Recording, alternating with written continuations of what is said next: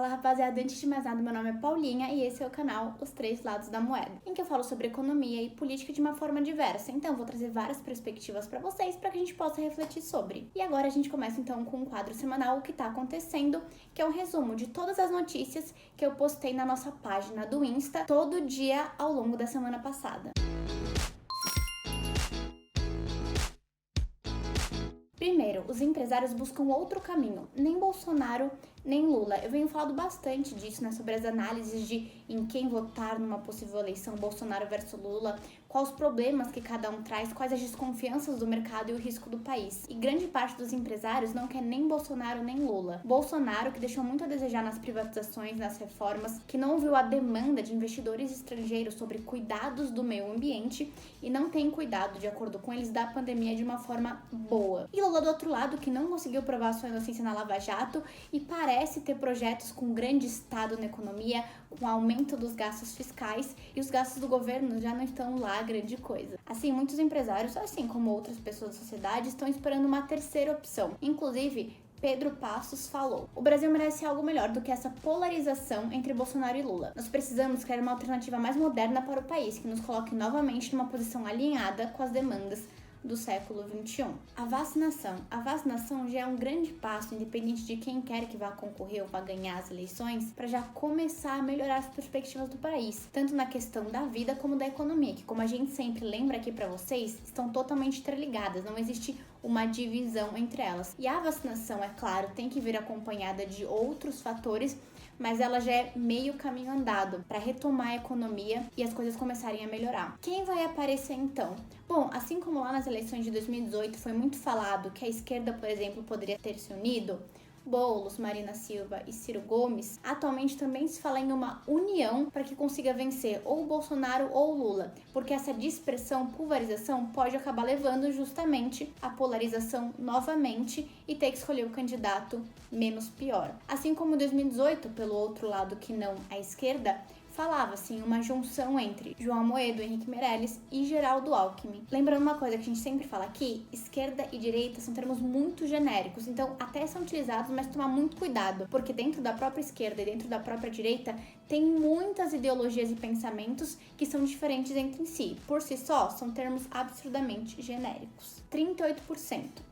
De acordo com uma pesquisa da Exame, a frase "eu não quero nem Lula nem Bolsonaro, não acho nenhum dos dois bom" foi a melhor frase avaliada por 38% das pessoas que preferem nenhum nem outro. E a gente aproveita para falar que temos que tomar muito cuidado com pesquisas. Bom, vários jornais, várias casas de pesquisas têm feito a seguinte pergunta para as pessoas: no segundo turno, Lula e Bolsonaro, em quem você votaria? E aí, alguns dados para vocês. A pesquisa do Poder Data mostra que Lula ganha e Bolsonaro perderia tanto do Lula como do Ciro Gomes. A Real Big Time fala que Bolsonaro ganha do Lula com certeza. Já a da Exame fala que o Bolsonaro ganha tanto se ele concorrer com Lula, com Ciro Gomes ou com Luciano Huck. Então, sempre, que é o que eu falo aqui pra vocês, pesquisem, vejam a fonte oficial, nesse caso é a pesquisa. Leiam a pesquisa, vejam qual metodologia foi usada, como isso foi descoberto, pra gente saber melhor, né, por que tem essas diferenças. 500 economistas bancários e empresários do Brasil juntaram-se para escrever uma carta solicitando ao governo melhores medidas. Então, além dessa solicitação, eles também analisaram vários números sobre a pandemia, mortes, saúde pública, mostrando a necessidade de uma atitude diferente e como isso seria muito benéfico para o país como um todo.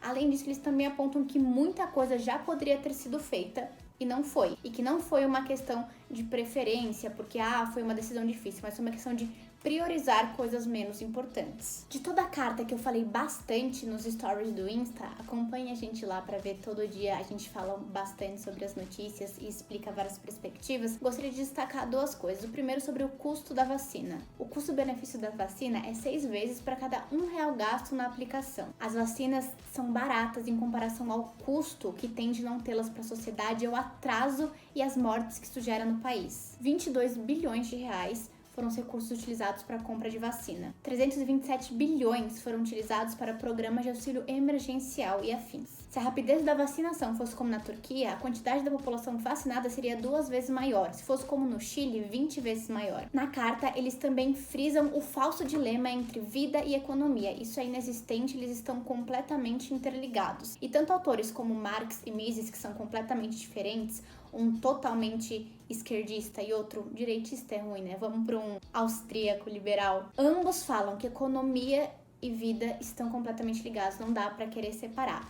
E na carta, inclusive, é falado que os países com pior desempenho econômico foram os que apresentaram maiores mortes por Covid. Por último, depois de mostrar que o programa de proteção social no Brasil precisa ser melhorado, que isso já era uma coisa sabida e foi evidenciado, ficou mais forte na pandemia, mostrar como os trabalhadores de menor renda, mais pobres, foram os que mais sofreram, principalmente os que trabalham informalmente, são autônomos, foi falado sobre as escolas, que as pesquisas mostram que não há correlação entre a abertura de escolas e uma maior contaminação de coronavírus. Inclusive no estado de São Paulo, isso também corroborou. Inflação. A gente tem falando bastante do aumento de preço para vocês entenderem por que os preços aumentam, por que uma parte só aumenta mais. O IPCA, que é o índice principal de inflação aqui do país, ele vai tentar medir quantos preços aumentaram, variaram, e ele é usado por quê? Principalmente é o índice geral, porque ele vai medir uma cesta de produtos, alimento, transporte, combustível, produto de higiene, de famílias que ganham de 1 a 40 salários mínimos. Sendo assim, engloba grande parte da população. Nessas pesquisas, a gente tem visto que tem tido aumento,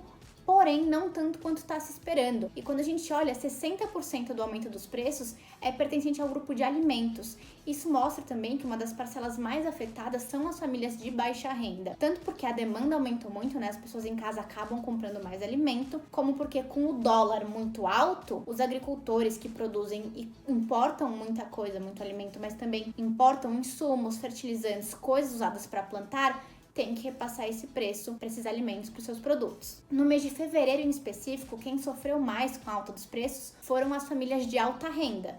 Mas se você olha o período de 12 meses de um ano, quem sofreu mais foram as famílias de baixa renda. Em fevereiro, a maior alta para todas as rendas, tanto o mais pobre como o mais rico, veio dos transportes. Por quê? Por conta do aumento do custo do combustível em 7,1%. Nas famílias de baixa renda, além dos combustíveis, o que exerceu essa pressão do grupo transportes foi principalmente o aumento do ônibus urbano e do trem. Agora, separando, tanto as famílias mais pobres como as mais ricas, no mês de fevereiro, sofreram mais com a alta do setor de transportes. Em segundo lugar, as famílias mais pobres foi com o custo de habitação, tanto por conta do ajuste dos aluguéis, como o custo da água e do botijão de gás. Já as famílias mais ricas foi o custo de educação, por conta justamente do aumento da mensalidade das escolas. Por último, as cicatrizes da pandemia no mercado de trabalho. É algo nítido que a pandemia vai trazer consequências para a sociedade, principalmente para os empregos e para os trabalhos. Mas como vai se dar essa renovação depois de tudo isso?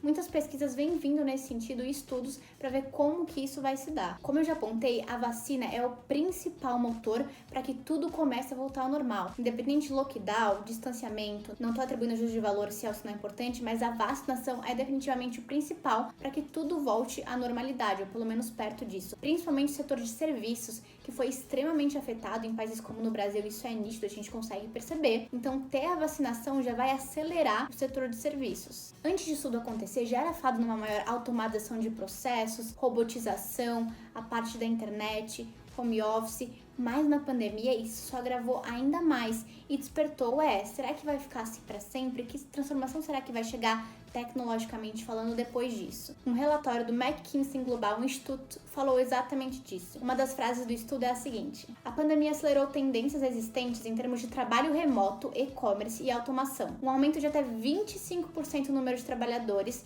que podem ser obrigados a mudar de ocupação em relação a estimativas anteriores. Então, ela analisou o impacto de longo prazo da pandemia em 8 países, principalmente para ver como isso vai se dar. Entre várias análises, foi feita análise do aumento do e-commerce, então pessoas comprando muito mais coisas online e que isso tem muita probabilidade de aumentar. Proximidade no trabalho. Eles pegaram vários trabalhos diferentes, profissões, ocupações, e deram nota de 0 até 100 de qual é a proximidade física que tem nesse trabalho. Se tem muita proximidade, se precisa ou se não precisa. Vou colocar aqui para vocês darem uma olhada. Então, a gente vê, por exemplo, que assistência médica 87, um número bem alto, sala de aula e treinamento 66, menor, mas ainda assim é bem grande. O que é dito é que trabalhos com uma grande proximidade física provavelmente vão sofrer alguma transformação, porque foi entendida essa necessidade de acontecer uma coisa desse tipo, ou outros, como a gente vai fazer para reestruturar de que forma que seja possível o distanciamento ou remotamente fazer esse trabalho. A pesquisa diz que existe uma expectativa de crescimento de trabalhos de alta remuneração